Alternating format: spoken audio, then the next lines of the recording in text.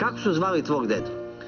Mog deda su ga zvali Gavrilo Aleksandrov Avramović. Murta. Nadimak mu je bio Murto jer su mu to Srbi dali ko nadimak. On je bio četnički vojvod. I jeste bio četnički vojvoda u istočnom delu, s one strane Vardara, znači na Bregalničkom regionu. Odakle potiče Bregalnica pa sve do uliva u Vardar. I moj deda je bio, pradeda, je bio učesnik Solunskog fronta i pri polasku na Solunski front on je dvoje dece ostavio u Makedoniji kod svoje sestre koja je bila nerotkinja, da ostane potomstvo. Ako svi poginu na ratište, da imaju ko da produži porodicu.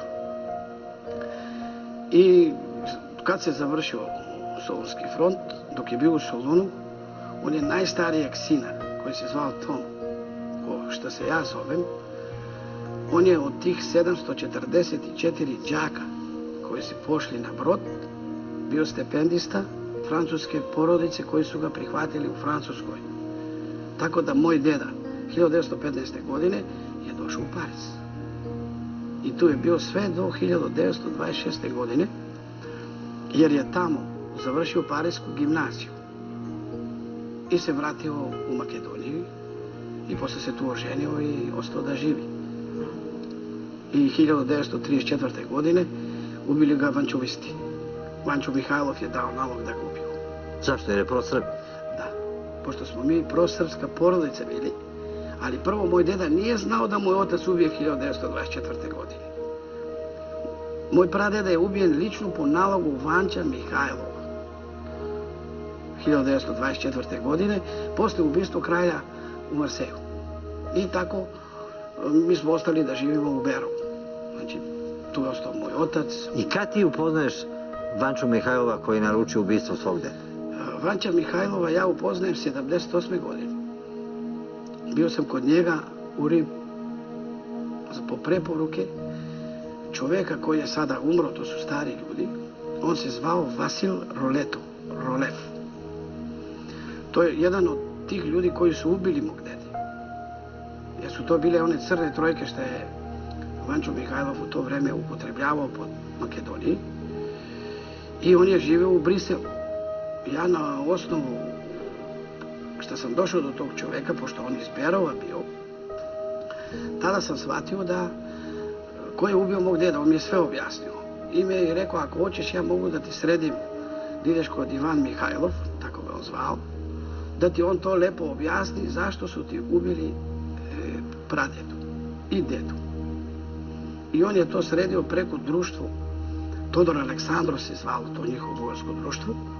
I ja sam tako dospio u Rim na sastanak kod Vanča Mihajlova. Kako je to izgledalo? To je bilo u stanu, znači nije bilo u kafani gde on živi. Živeo je u neki 100 kvadratni stan. Interesantno da je sve bilo bugarsko unutra, a ništa makedonsko. Iako on potiče iz Štipa, iz jedno selo tamo, Novo selo se zove. I još kad sam došao kod njega, on mi nije odgovorio na makedonski dobar dan, nego na bugarski. Znači on si bio čist probugarski, prav bugarin. I ja mu kažem, čekaj, ja ne razumem, jesi ti iz Štipa ili si iz Sofija? A on kaže, tu se govori bugarski. Ja kažem, u redu. Ja kažem, ja sam praunuk Gavrilo Avramovića i unuk Tome Avramovića. Šta oba moja i pradeda i moj deda su stradali od vaše ruke.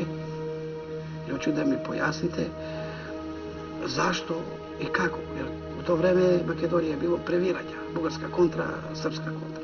I tu sam bio jedno pola sata i on mi meni na kratko objasnio da je to tragedija što se dešavalo. S one strane su vršili Srbi pritisak, s druge strane su vršili Bugari pritisak. I tvoj pradeda i deda su ubijeni kao srpski četnici? Da, oboje. I si ga pitao ubistvu kralja Aleksandra, ti nešto rekao? O tome je samo on rekao da je Vlado Černozemski obavio posao uz pomoć neke austrijske družbe ili prijatelje kojeg su imali tamo. Jer kaže, ako ga nije Vlado ubio, imalo je ko drugi će da puca na kralja. Jer je to tražila, bugarski car je to tražio, car Boris je to tražio, da se ubije kralj Aleksandar. i Vlado Černozemski ga je, po ono što on kaže, on je izvršio to ubistvo. Teško je bilo doći do njega. Pa ako nemaš ko da te uvede, teško je. Jer on je živio u paranoji.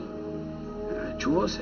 On je bio kao Karl Marx svih terorista 20. veka, najveći terorista, svi su njega gledali kao Karla Marksa, kao začetnika te ideje terorizma, i crveni i crni. On je bio idol svih terorista. E pa sada, kad sam ja bio kod njega, pošto sam znao jedan od ubice koji su ubili mog dede, on mi je sad tu rekao koji su bili još ona druga dva, jer su radili u trojki. I što je čudno, da sva tri su iz istog kraja. I onda kaže, Vasil Rolev, Petar Kušov, kaže kako se preziva, kaže nađi si. I kaže Brandevski. Kaže, tvoj deda mu je bio kum.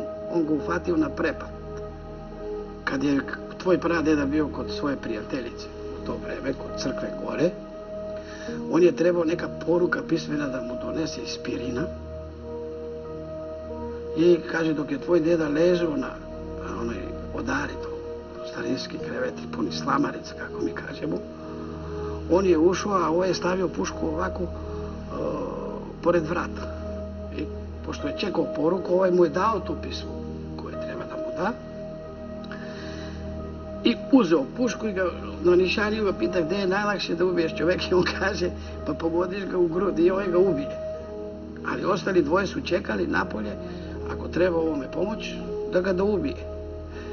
Da ubiju sve i da preko granice, tu nam je granica 15 km, preko granice oni su pobegli. Vančo Mihajlo je ubio sve koji su radili za Srbe i koji su voljeli Srbe u Makedoniji. On je ubio i njegove. Ne samo kome se nije dopalo, koga je ugrožavao, on je čistio. I zato dan danas i Bugari sumnjaju u ubistvu Todoru Aleksandrovu. Jer nikad se nije dokazalo ko je ubio Todor Aleksandrov. A po svih istraživanja, po svega toga, jedina sumnja i dan danas ide na Vanču Mihajlov da ga je, on je dao nalog da ga ubiju, za da mu preuzme mesto. On je prvi vođa VMRO-a. Da, sticam okolnosti, ja poznajem unuka, pravunuka Todora Aleksandrova, koji se zove Todor Aleksandrov, koji nosi ime koje ja šta nosim mome dedi. On je živ, 52. godište, znači nije matori. I sam bio u Banskom, kad se na predelu postavila pista Miston, ona čuvena